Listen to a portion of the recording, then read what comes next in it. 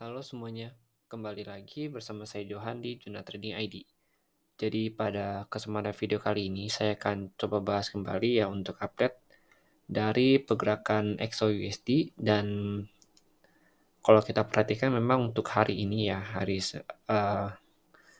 Senin kemarin Nah, si XOUSD ini mengalami kenaikan cukup banyak yaitu sampai dengan angka 1970.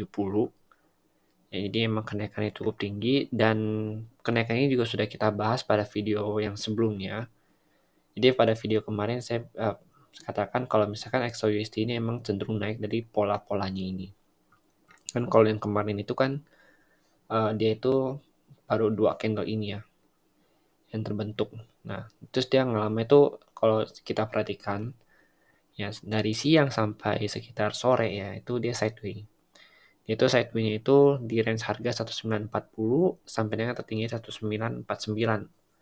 Lalu pas menjelang sesi New York ya atau menjelang sore, nah itu dia naik tuh. Dia tembus dari 1950, lalu dia naik sampai ke 1970. Nah, dari 1970 ini ada resisten dan dia crash nih di area 1970 ini. Jadi dia otomatis kalau kita lihat dari sisi supply-nya, ya ini kan ada supply ya. Ya, di daerah sini. Ini ada supply. Dan dia itu masih belum bisa menembus area supply di 1961 sampai dengan 1965.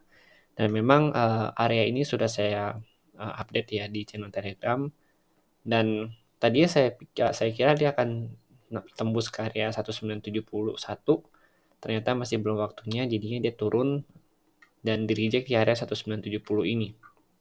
Dan saat ini kalau saya perhatikan di sini kalau kita coba gambar trend line, ya, jadi si XOUSD ini masih berada di atas trendline uptrendnya. Jadi kita bisa perhatikan di sini ini ada trendline. Nah, kita update, kita gambar ya. Ini pertama nih, terus ini, ya ini sama yang ini.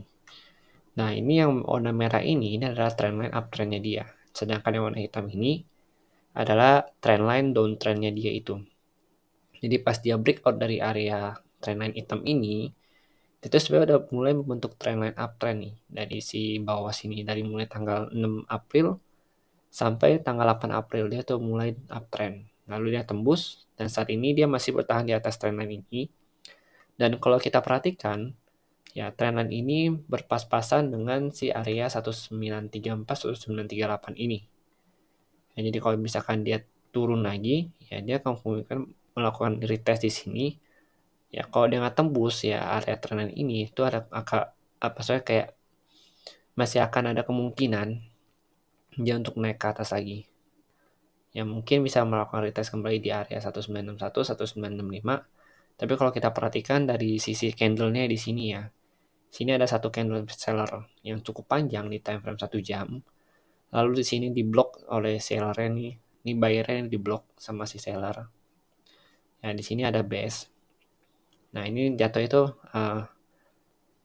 base drop yang menandakan bahwa ini adalah tekanan seller yang cukup besar atau cukup kuat.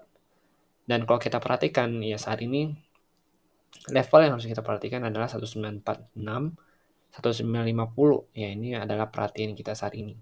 Karena ini udah tembus lagi nih ke bawah.